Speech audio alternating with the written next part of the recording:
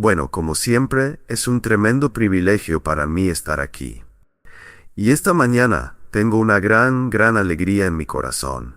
Siento que voy a explotar, no por lo que podrían pensar. Esta mañana, alrededor de las 4:30, el Señor, creo yo, me despertó y trató conmigo sobre varios pequeños zorros que estaban arruinando la viña del Señor. Varios pecados pequeños que en realidad no son pequeños en absoluto, y me dio un tiempo maravilloso para ver mi necesidad de gracia, pedir perdón, arrepentirme y deleitarme en el perdón. Y lo sorprendente es que he caminado con el Señor durante 26 años, y después del tiempo de oración y de levantarme a estudiar y hacer cosas, estaba abrumado por la alegría que sentía en mi corazón. Después de 26 años, debería haberme dado cuenta de que era porque las cosas estaban bien. Las cosas estaban bien. Simplemente alabo a Dios por quien Él es, por ser tan amable. Alabado sea Dios por quien Él es, porque es tan amable, porque siempre está trabajando para santificarnos, cambiarnos, moldearnos. No hay grandes hombres de Dios. Solo hay hombres débiles, pecaminosos y lamentables de un Dios grande y misericordioso. Siempre deberíamos recordar eso. Estamos hablando de seguir a Cristo a cualquier costo, pero esta mañana voy a predicar sobre Cristo. Siempre empiezo todo lo que hago con Él porque no tiene sentido ir a ningún otro lugar hasta que hayas tratado con Él. Pero algunas de las cosas que consideraremos posiblemente esta semana serán, bueno, el costo de seguir a Cristo. ¿Pero alguna vez has pensado en el costo de no seguir a Cristo? ¿Alguna vez has pensado en entregarte a seguir a Cristo? ¿Alguna vez has pensado cuánto ya has perdido en esta vida porque te has entregado a las vanidades de este mundo y no te has entregado a seguir a Cristo? Otras cosas que consideraremos son estas: que la vida cristiana y las misiones son sobrenaturales. Las canciones que cantamos hoy, estuve de acuerdo con cada una de ellas y fueron maravillosas, y buscaban moverte, alcanzar a la gente. Lo siento, eso no es suficiente. No sucederá. Una canción no lo hará. Debes estar lleno del Espíritu Santo. Espíritu Santo, tú esto. Diré ciertas cosas y hasta que dé la explicación pensarán que soy carismático. Pero les diré esto. Solo porque hay todo tipo de herejías ahí fuera con respecto a la persona del Espíritu Santo, no significa que voy a permitir que se lleven el ministerio del Espíritu Santo de mí. Sé esto.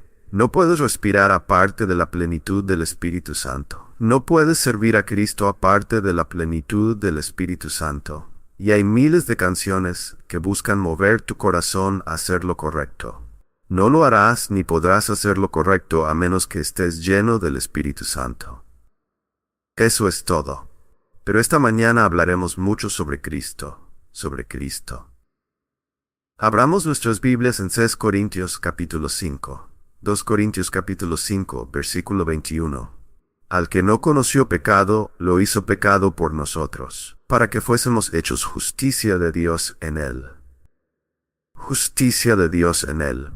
Algunos de los teólogos más grandes a lo largo de los siglos de la Iglesia han tenido miedo de tocar este pasaje. ¿Qué significa que aquel que Isaías vio en el templo, aquel de quien los ángeles clamaron, Santo, Santo, Santo, en ese árbol, el que no conoció pecado, fue hecho pecado por nosotros? Esto es algo que debes entender. Debes entenderlo. Incluso para comenzar un texto como ese, déjame decir esto. Si tu mente está divagando, deberías caer de rodillas ahora mismo y llorar, porque un pasaje como ese puede ser leído sobre el Cristo que te redimió y tú sigues siendo apático. Si después de un tiempo piensas que he hablado demasiado sobre este tema, debes saber que tu corazón está equivocado y deberías arrepentirte. No hay un mensaje más grande, ni un pensamiento más grande que lo que Cristo ha hecho por nosotros en la cruz. Y si eso no te conmueve, es porque tu corazón está muerto. Puede que tengas religión, puede que seas evangélico, puede que hayas repetido la oración del pecador 1000 veces, pero te puedo asegurar que no conoces a Dios. Así que hablaremos sobre Cristo y la cruz, porque esa es la motivación principal para todo. Si tienes cualquier motivación en la vida cristiana que no sea Jesús Cristo, eres un idólatra. Si buscas hacer cosas porque son correctas, porque son morales, porque honran a esta persona o aquella otra, es idolatría. Todo lo que hacemos, lo hacemos por Él. Y cuanto más sabemos de Él, más seremos impulsados, movidos, fortalecidos para seguirlo. Necesitamos escuchar el Evangelio una y otra vez. Necesita ser expuesto y explicado. El predicador necesita creer en ello, sabiendo que no necesita otra herramienta. El Evangelio es suficiente. El Evangelio es el único mensaje que puede salvar. Él necesita saber cómo exponerlo, y luego necesita saber cómo llamar a los hombres a Cristo, no pidiéndoles que repitan una oración, sino ordenando con la autoridad de Dios que se arrepientan y crean en el Evangelio. Siempre debemos comenzar una misión, una organización misionera y una conferencia misionera con el mensaje del Evangelio. Me asombra cuántas conferencias a las que voy escucho cómo deberíamos predicar a los perdidos, y eso es cierto. Cómo el mundo necesita un Salvador, y eso es cierto. Escucho sobre estadísticas y metodologías, pero la mayoría de eso es basura. Lo que necesitamos es entender el mensaje, el único mensaje que tiene el poder para salvar. Ahora, veamos nuestro texto.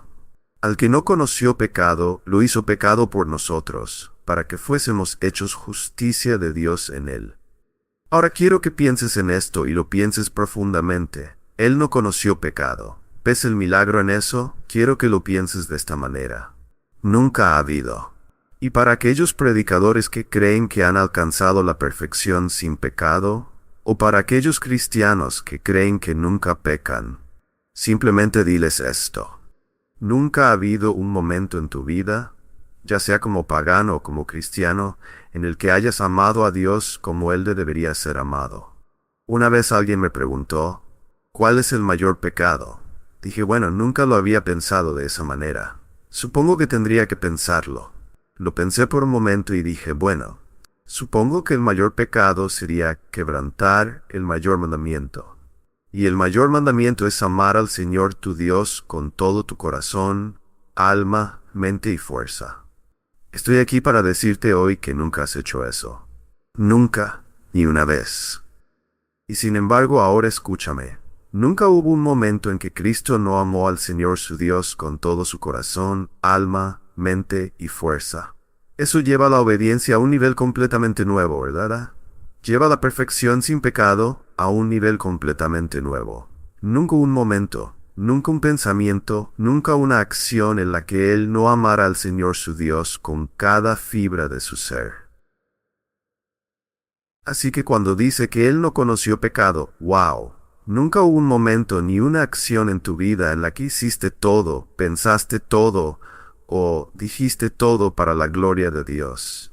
Sin embargo, nunca hubo un momento en la vida del capitán de tu salvación en el que no hiciera todo lo que hacía para la gloria de Dios. La naturaleza milagrosa de la vida de Cristo. Desde el momento en que nació hasta el momento de su muerte, amó al Señor su Dios con todo su corazón, alma, mente y fuerza. Y todo lo que hizo, ya fuera comer o beber, lo hizo para la gloria de su Padre. Hay suficiente aquí ahora mismo para no hacer nada más que sentarnos aquí durante los próximos 7 días y reflexionar sobre lo que ya he dicho. Hay suficiente verdad y majestad en lo que acabamos de escuchar como para impulsarnos a recorrer el mundo haciendo misiones 1.000.000 de veces. La grandeza, la supremacía, la excelencia de Cristo. Ser hecho pecado. Ser hecho pecado. Ahora bien, ¿qué significa eso? ¿Qué significa? Sabes, puedes decir muchas cosas, puedes explicarlo. ¿Qué significa que Cristo se convirtió en pecado? Significa que cuando estaba en ese árbol se volvió impuro, que se corrompió, que se convirtió en su naturaleza, en su persona, en algo vil, algo repulsivo, algo pecaminoso. ¿Qué significa que fue hecho pecado? Bueno, la respuesta la encontramos en el mismo texto. Mira el versículo 21. Al que no conoció pecado, lo hizo pecado por nosotros, para que fuésemos hechos justicia de Dios en él. ¿Cómo fue Cristo hecho pecado? ¿Cómo fue hecho pecado? Bueno, ¿Cómo somos nosotros o cómo nos volvemos justos cuando creemos en el Evangelio? Ahí está tu respuesta. En el momento en que una persona cree en el Evangelio, no se convierte en un ser justo. Es decir, en el momento en que creyeron, su naturaleza, toda su persona, no se transforma de tal manera que se vuelvan perfectamente justos como un ser y nunca más pequen. Eso no es lo que enseña la Biblia. No somos infundidos con alguna gracia especial que nos haga estar por encima del pecado. Entonces, en el momento en que creíste en Cristo, no te convertiste en un ser justo. Y puedo probarlo. Todavía pecas. Lo que sucedió fue que en el momento en que creíste en Cristo, fuiste declarado forense o legalmente justo ante el trono de Dios. Fue una declaración legal ante el trono de Dios. Eres justo, no basado en tu propia virtud, no basado en tu propio mérito, sino basado en la virtud y el mérito de otro, Jesucristo el Señor. Así que, al creer en Cristo, somos declarados legalmente justos ante el trono de Dios. Y aquí está la palabra importante. Dios nos trata como justos, como perfectamente justos en Cristo. Ahora entendemos cómo fue hecho pecado. Cuando Jesucristo estaba en esa cruz, su naturaleza no se contaminó. No se convirtió en un ser corrupto, vil, pero nuestros pecados le fueron imputados. Y ante el trono de Dios fue considerado y declarado culpable, y fue tratado por Dios como culpable. Siempre fue así. Según la frase latina imputare, que significa pensar o considerar, fue declarado legalmente culpable, y luego Dios lo trató como un Dios justo debería tratar a los malvados, y eso es aterrador. Entonces, eso es lo que significa.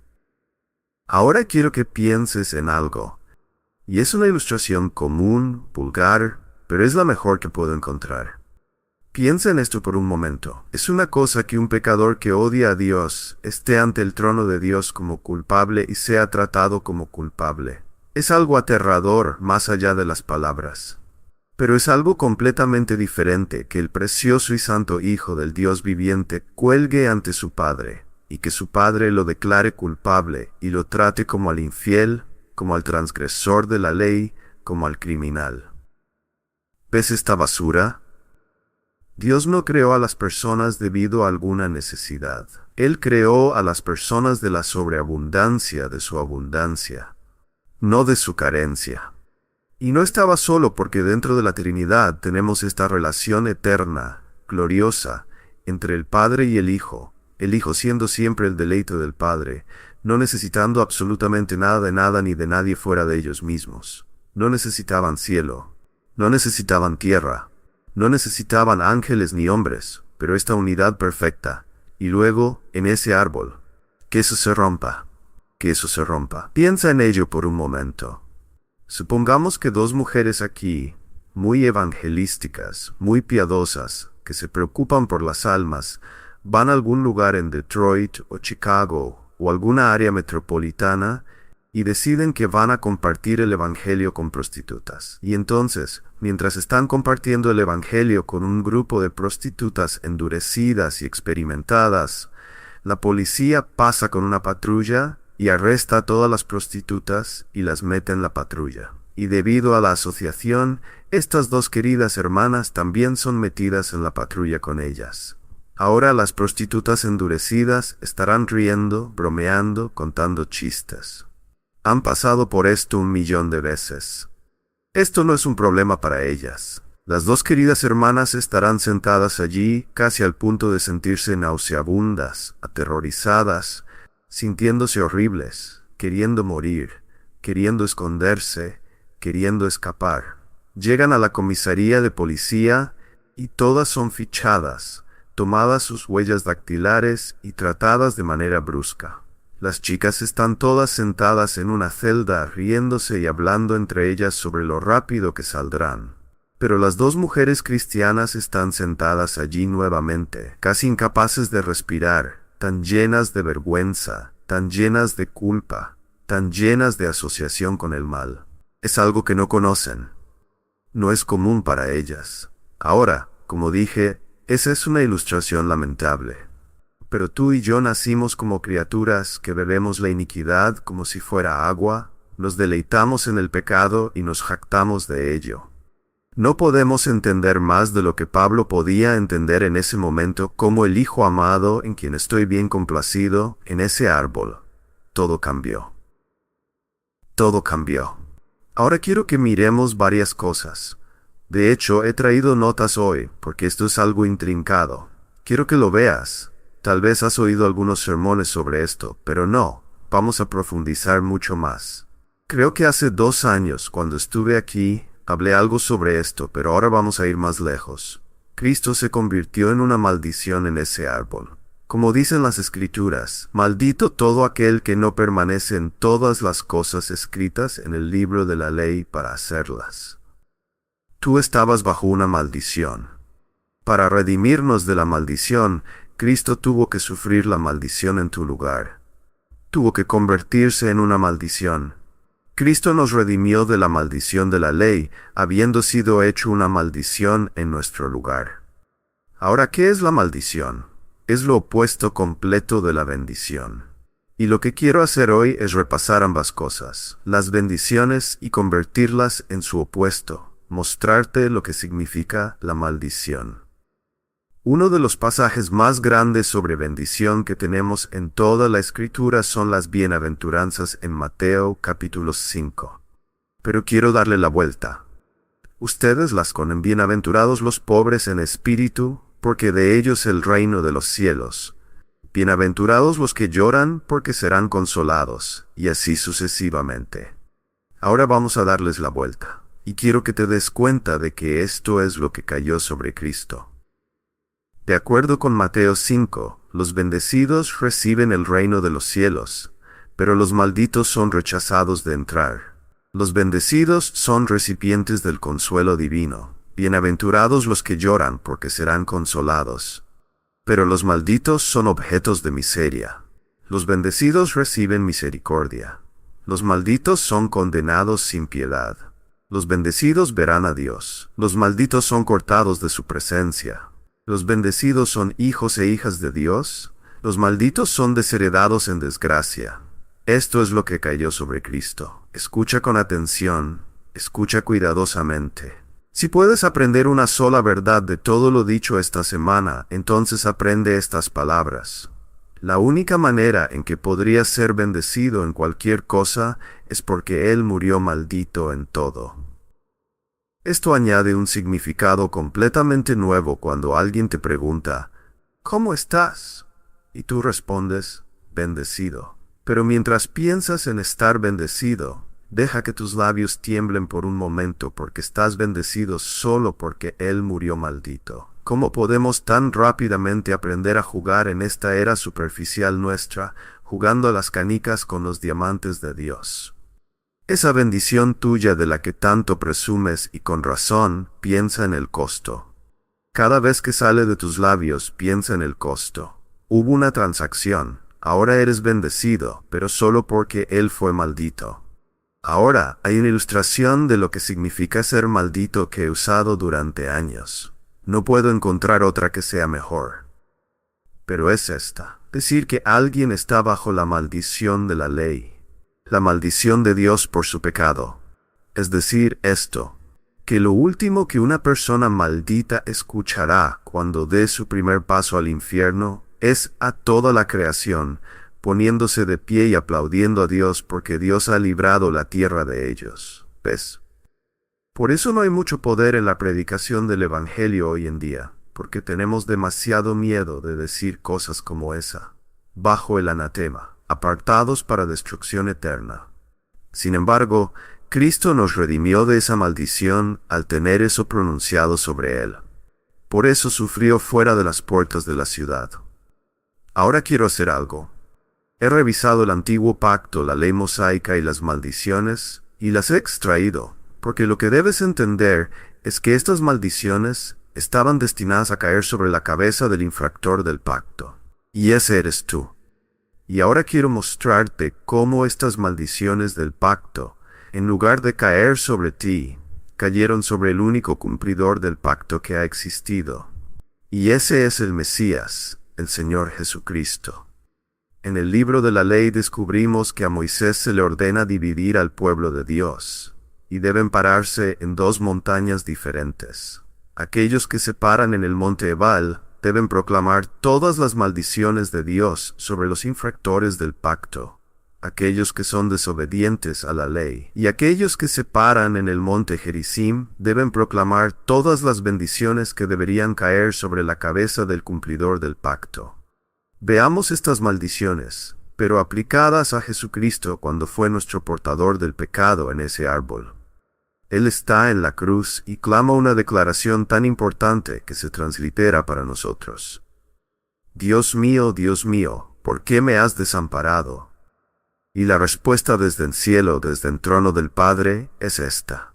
El Señor Dios Todopoderoso te condena. Cristo mira hacia el cielo y clama, Dios mío, ¿por qué me has desamparado?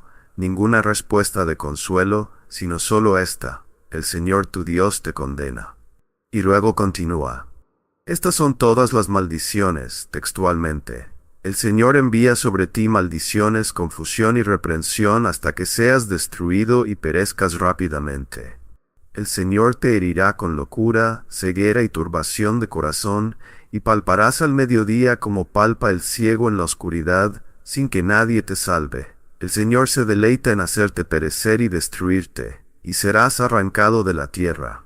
Maldito serás en la ciudad y maldito serás en el campo. Maldito serás cuando entres, y maldito serás cuando salgas. Los cielos sobre tu cabeza serán de bronce, y la tierra bajo ti será de hierro. Serás un proverbio y un escarnio entre los pueblos. Que todas estas maldiciones vengan sobre ti, te persigan y te alcancen hasta que seas destruido, porque no obedeciste al Señor tu Dios guardando sus mandamientos y estatutos que Él te mandó. Ahora piensa en esto.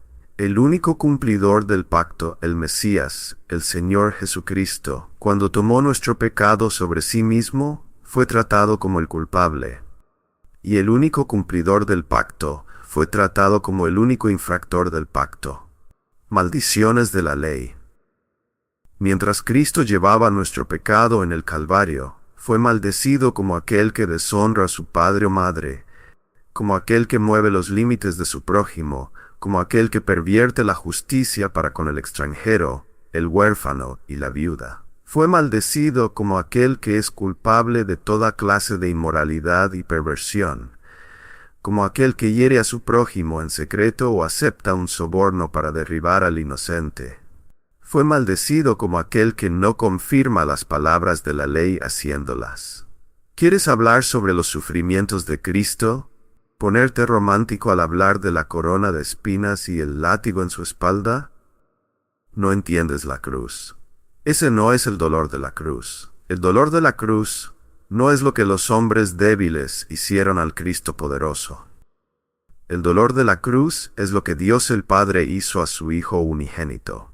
Algunos de ustedes ni siquiera han escuchado predicaciones como esta, y sin embargo, afirman ser predicadores del Evangelio, conservadores, fundamentales y todos esos otros términos. Esta es la verdadera cruz. Hay un pasaje en Proverbios que dice, como el gorrión en su vagar, como la golondrina en su vuelo, así la maldición sin causa nunca vendrá. Entonces, ¿cómo recaen todas estas maldiciones sobre Cristo, a quien Isaías llama el renuevo? No había causa en él. Incluso sus enemigos no podían encontrar razón para condenarlo. Fue porque él se puso, como solían decir los antiguos predicadores bautistas, en tu lugar bajo la ley. Él cargó tu culpa.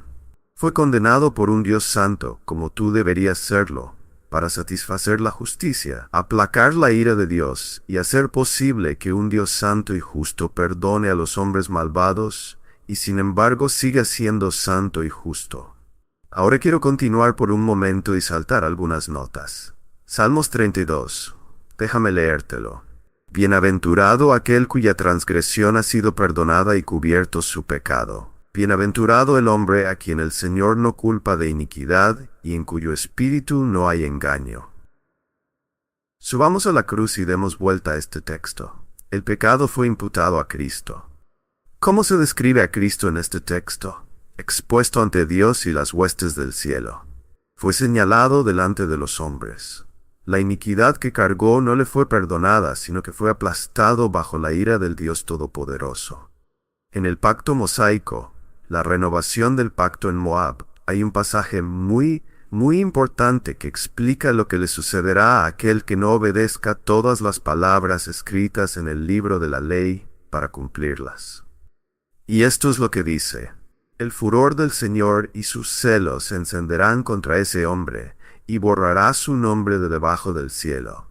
Entonces el Señor lo señalará para adversidad de entre todas las tribus de Israel, conforme a todas las maldiciones del pacto que están escritas en el libro de la ley. El infractor del pacto debía ser señalado, y sobre su cabeza caerían todas las maldiciones. Pero el cumplidor del pacto, los infractores del pacto, ahora son salvos, porque el único cumplidor del pacto que alguna vez caminó por esta tierra fue señalado en su lugar. Y todo el odio feroz de Dios contra el mal cayó sobre el Hijo de Dios que se puso en el lugar de su pueblo. ¿Recuerdan? Espero que lo hagan en número 6, la bendición sacerdotal. Vamos a leerla por un momento. Acompáñenme a número 6:24. El Señor te bendiga y te guarde. El Señor haga resplandecer su rostro sobre ti y tenga de ti misericordia. El Señor alce su rostro sobre ti y ponga en ti paz. Una de las preguntas teológicas y filosóficas más grandes en toda la Escritura es esta: si Dios es bueno, no puede hacer eso. Si Dios es justo, no puede hacer eso. ¿Por qué? Porque somos malvados, y un Dios justo debería actuar con justicia hacia nosotros.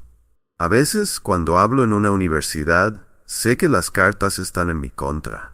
Y sé que piensan que voy a subirme al estrado y empezar a hablar de justicia, santidad e ira, y todas estas cosas, y están esperando allí para debatir, gritar y discutir.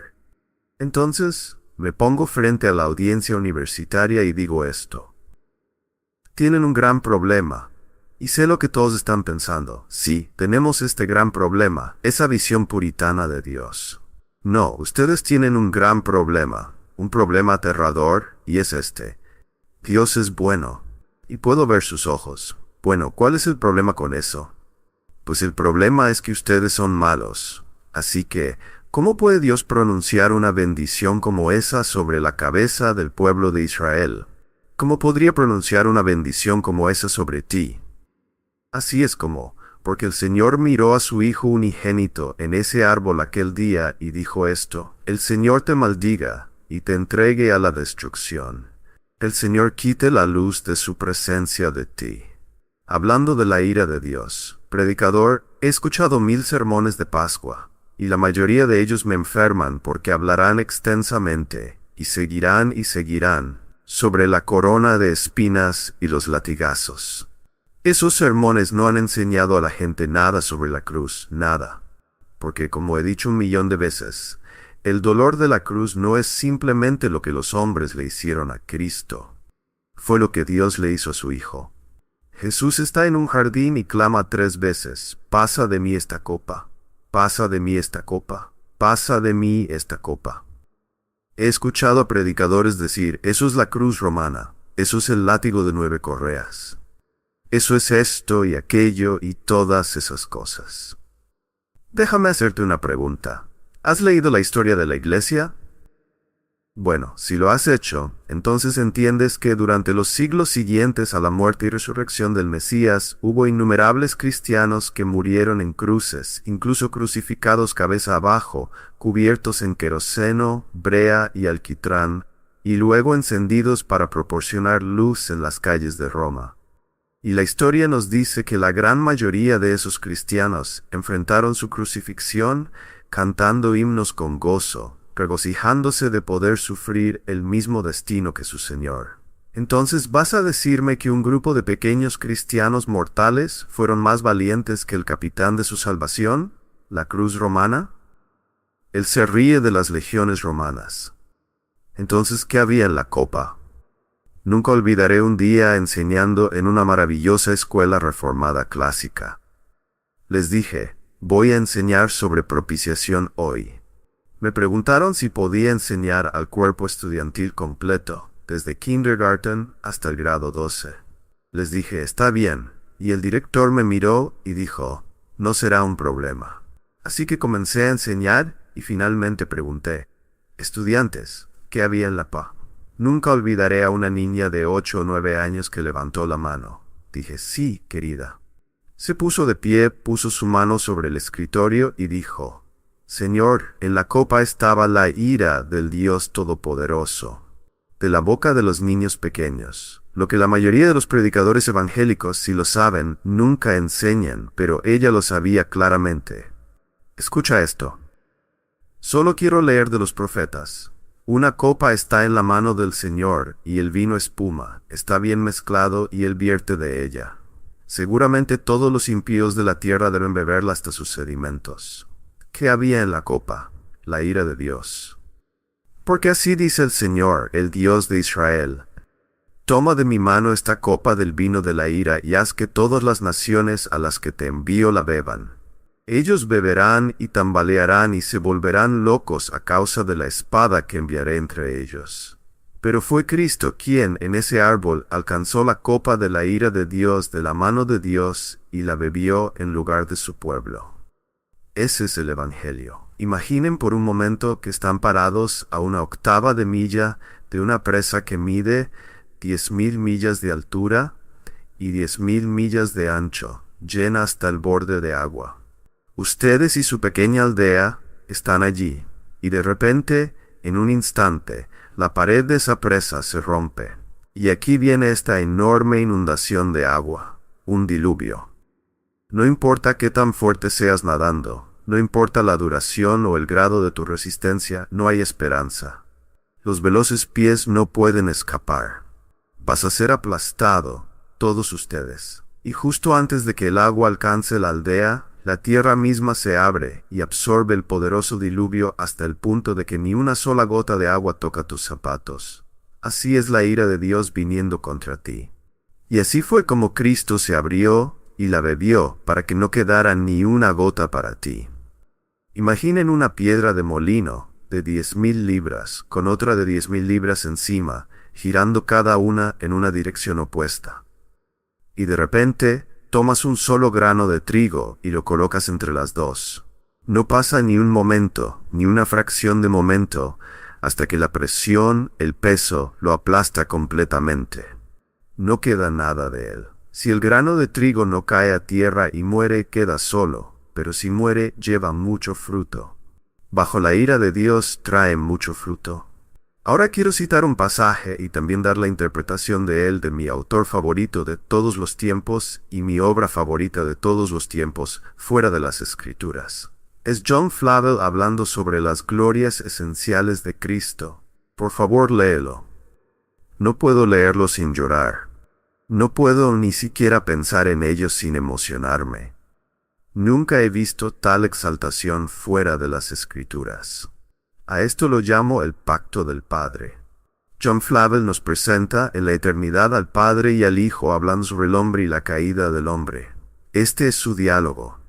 Aquí puedes suponer, dice John Flavel, que el Padre está hablando con Cristo al negociar por ti. El Padre dice, Hijo mío, aquí un grupo de pobres almas miserables. Ellos se han arruinado completamente a sí mismos y ahora están expuestos a mi justicia. La justicia demanda satisfacción por ellos. No puedo simplemente perdonar. Mi propia justicia debe ser satisfecha primero. La justicia demanda satisfacción por ellos, o se satisfará en su ruina eterna. ¿Qué se hará por estas almas? Entonces Cristo responde. Él habla. Oh Padre mío, tal es mi amor y compasión por ellos que antes de que perezcan eternamente, yo seré responsable de ellos como su garante. Ahora escucha este lenguaje, tráeme todas tus cuentas, para que yo vea lo que te deben. ¿Qué está diciendo? Sabes, hay muchas personas que hacen compromisos de amar y luego cuando las cosas se vuelven demasiado difíciles, demasiado costosas, dicen, no, nunca quise esto, no, esto ha ido demasiado lejos. No sabía lo que estaba haciendo cuando hice el compromiso. Pero Cristo el Poderoso está parado allí delante del Padre y dice, tráeme todas sus cuentas. Muéstrame exactamente lo que te deben, para que, cuando se encarne, cuando deje las glorias del cielo, sepa exactamente a lo que se enfrenta. Tráeme todas las cuentas para que las vea. Esto es hermoso. Esta es la doctrina de la justificación. Tráeme todas sus cuentas para que no haya posteriores ajustes con ellos. Cuando estás en las selvas del Amazonas, un diluvio puede venir tan rápidamente que llena tu bote en 5 minutos, y estás hundido. Ves venir una tormenta por el río. Es aterrador. El viento sopla. Intentas llegar al lado, esperando que de alguna manera, antes de que te alcance, la tormenta se calme, se divida o se desvíe en otra dirección. Y lo que el padre le está diciendo a su hijo es: Hijo, si tomas esto, no esperes que disminuya. Toda la fuerza de mi ira y justicia que debe ser derramada sobre ellos será derramada sobre ti. Él dice esto: Si los perdono a ellos, no te perdonaré a ti, hijo. El hijo responde: Estoy contento, padre, que así sea. Cárgalo todo sobre mí. Soy capaz de saldar esta deuda, y aunque eso signifique una especie de ruina para mí, aunque empobrezca todas mis riquezas, vacíe todos mis tesoros, sin embargo, estoy contento de asumirlo. Quiero terminar. En el libro de Génesis, hay un anciano que es probado con respecto a los ídolos en su corazón. Dios se acerca a Abraham y dice esto: Toma ahora a tu hijo, tu único hijo, a quien amas. ¿Crees que Dios está tratando de decirnos algo aquí? ¿Crees que Dios está tal vez señalando algo mucho más lejano, alguien mucho más glorioso que el hijo de Abraham? Dice: Toma ahora a tu hijo, tu único hijo, a quien amas, Isaac, y ve a la tierra de Moría, y ofrécelo allí como holocausto en uno de los montes que yo te diré. Así que el anciano obedece, toma a su hijo. Es notable. Nuevamente en los escritos del Antiguo Testamento se puede ver que algo está ocurriendo aquí para enseñarnos, y escuchamos que no hay lucha por parte de Isaac. Este único hijo, a quien Abraham ama, se acuesta en el altar. Y el anciano escucha esto: Abraham, Abraham, no extiendas tu mano contra el muchacho ni le hagas nada, porque ahora sé que temes a Dios, ya que no me has rehusado a tu hijo, tu único hijo. Entonces Abraham mira hacia un matorral, y hay un carnero atrapado por los cuernos. Y él llama al lugar Yahweh o Jehová Jireh, el Señor proveerá. Y todos respiran aliviados. Qué hermoso final para la historia. Solo hay un problema, no es el final, es el intermedio. Cientos de años después, cientos y cientos de años pasan y se levanta nuevamente el telón. Y allí cuelga Jesucristo, el Hijo de Dios, el único Hijo de Dios, a quien Él ama. Y Él clama: Dios mío, ¿por qué me has desamparado? Y Dios toma el cuchillo de la mano de Abraham y sacrifica a su Hijo unigénito en tu lugar. Por eso cuando escucho a esos predicadores de televisión, no me malinterpreten, no soy un hombre violento, y ciertamente no soy un hombre fuerte, pero por favor, no señalen nunca su auto nuevo y digan: Jehová Jireh. Diré que tu auto muera contigo. Jehová Jireh no está hablando de proporcionar un auto, no está hablando de proporcionar un cordero. El Señor proporcionará un cordero que debe morir bajo la ira de Dios.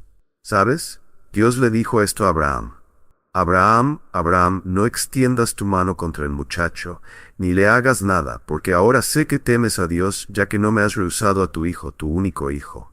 Ahora tú y yo que creemos podemos decir esto a Dios: Dios mío, Dios, sé que me amas, ya que no me has rehusado a tu hijo, tu único hijo, a quien amas. Misiones. Necesitas motivarte sobre misiones. Necesitas conmoverte por las misiones. Necesitas ser animado, que esa motivación muera contigo. No me importa un centavo por la motivación. Si esto no te mueve a la devoción, si esto no te mueve a las misiones, entonces nada ayudará a ese corazón de piedra y frío que tienes. Es Cristo. Hacer mucho de Cristo. El mundo necesita escuchar el verdadero evangelio. ¿Sabes por qué las misiones y la plantación de iglesias, el crecimiento de iglesias y todas estas cosas son necesarias? Porque la gente ya no entiende el evangelio, ni siquiera aquellos que se supone que deben predicarlo. Tenemos que recurrir a todo tipo de artilugios ridículos para tratar de encontrar algún poder, para tratar de encontrar alguna relevancia porque no conocemos el Evangelio. Los hombres son duros. Los hombres están muertos como piedras. Los hombres odian a Dios. En todo el mundo no hay personas esperando a que vayamos a decirles. Cuando vayas y les digas, ni siquiera querrán escucharlo. Pero tú vas por él. Y entonces, al predicar el Evangelio de Jesucristo, el Espíritu de Dios descenderá y levantará a los muertos. Y Él obtendrá un pueblo para sí mismo. Él lo hará a través de predicadores que predican el Evangelio, una y otra vez. ¿Es por eso? ¿Has leído alguna vez, te reto, cientos o miles de los sermones de Spurgeon? ¿Sabes lo que encontrarás?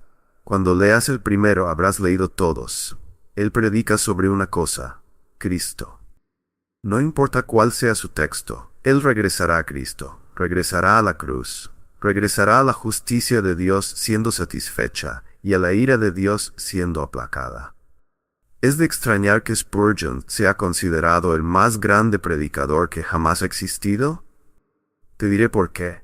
Porque él conocía el Evangelio y era todo lo que predicaba, y nunca se aburrió de ello. No necesitamos más misioneros. No los necesitamos. Hay más misiones ocurriendo en este mundo hoy que nunca antes. Cada tipo de organización misionera, cada tipo de misionero, cada tipo de ministerio. Pero ¿cuánto de todo eso tiene que ver con la transmisión de la verdad doctrinal bíblica, con enseñar la palabra de Dios a las personas? Si sales al campo, no lleves contigo algún sistema, no lleves alguna estrategia, no lleves todas las cosas diferentes que hoy enseñan como esenciales para las misiones. Lleva contigo una Biblia, camina hacia esa plaza, ábrela y predica a Cristo. No un evangelio moderno y contemporáneo de 4 leyes espirituales o 5 cosas que Dios quiere que sepas sobre Jesús. El verdadero evangelio. Predícalo. Llama a los hombres al arrepentimiento y llama a los hombres a la fe. Déjales saber esto. El trabajo continuo de la santificación es la evidencia. Hay tanto que decir y tan poco tiempo, y he tomado tanto de ustedes, pero no lo lamento. Necesitan esto. Hablaremos sobre misiones, hablaremos sobre salir, lo hablaremos. Pero como le gusta decir a mi esposa, ¿qué parte de la palabra ir no entiendes? ¿Cuánto de esto necesita explicación? Oro para que el Espíritu Santo descienda sobre este lugar y honre a Cristo. Eso es lo que oro. Dios los bendiga.